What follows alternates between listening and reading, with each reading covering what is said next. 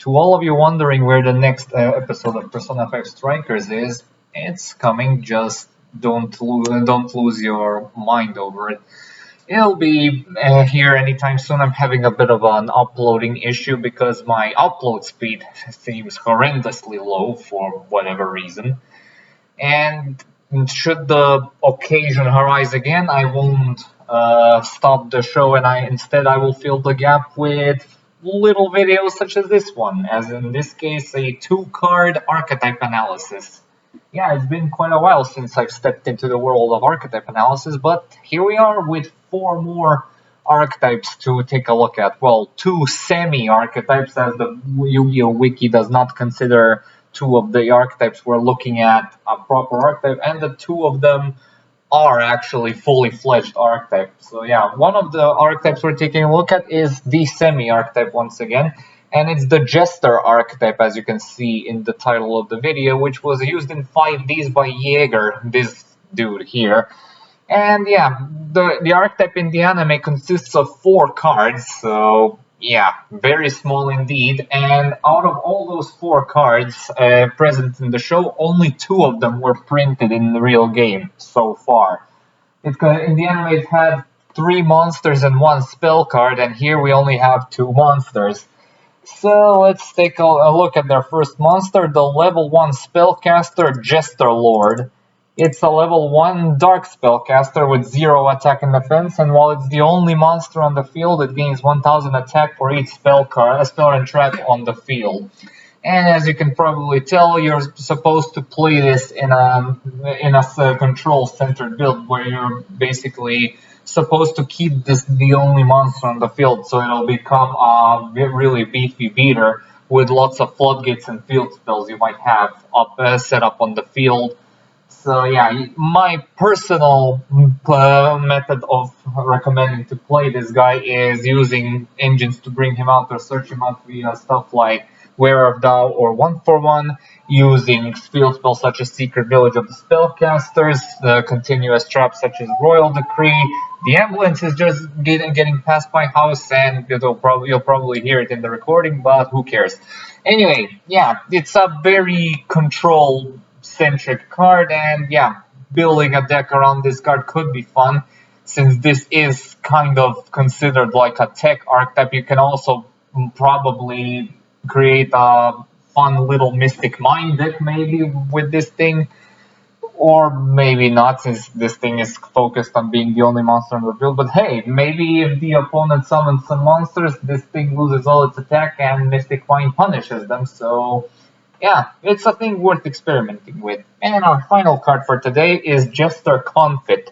This one is actually a little bit better in terms of overall splashability, as it's another level 1 spellcaster with 0 attack and defense, and you can only control 1 of them, and you can special summon this thing from your hand for no cost, which is actually very rare for a low level monster. And yeah, you special summon him in attack position strictly, and if summoned this way, during your opponent's next end phase, target 1 face-up monster your opponent control, so return both that target and this face-up card to the hand. In way slower formats back in the Middle Ages, this used to be actually a pretty funky way to bounce something back to your opponent's hand, since, again, this came out during the Synchro era when bouncing was an immensely powerful form of removal. But nowadays, you're most likely going to be using as much of these as either Link 1 material, most likely, or as a tech option in some rank 1 builds. Generally, any deck that likes to swarm will really welcome the addition of this guy. I personally had some nice successful sessions with this guy in my Fortune Lady deck. So yeah, it's also an Allure of Darkness target, so just as Jester Lord. So yeah, it's a really nice card to consider having around. And now for the new edition of the Archetype Analysis series, I actually decided that I would stop grading the tech archetypes, since it's pretty much obvious how the grading of this 2-card archetype, which consists of 0 attack monsters, is gonna go. So yeah, I'm going to state whenever we are taking a look at a tech archetype that there will be no grading. So yeah, since again the tech archetypes overall consistency, power, comeback ability, protection, and versatility can basically be applied or dependent on the actual deck that uses said tech archetype. So yeah, but overall, I really like this set of cards. It really shows potential in form of the late synchro era's control aspect, other than being focused on spamming those pesky, powerful synchro monsters. So yeah, it was actually around that time good to see something fresh and unique enter the scene rather than just the next boss monster of the day. So yeah, would I like to see more of these guys? If they actually make this into a into a much bigger engine with which you can actually enhance many type dependent decks to function more smoothly, then absolutely yes. I actually see a lot of promise in getting some new cards in form of Jester Conflict and Jester Lord control decks kind of accelerated into a new kind of feel, such as like those Eldritch decks. The Eldritch archetype is kind of the amalgamation of what Jester Lord was trying to be back in the day. So yeah, I would actually like to see a Jester Lord retrain, maybe in form of its own proper archetype and so on and so forth.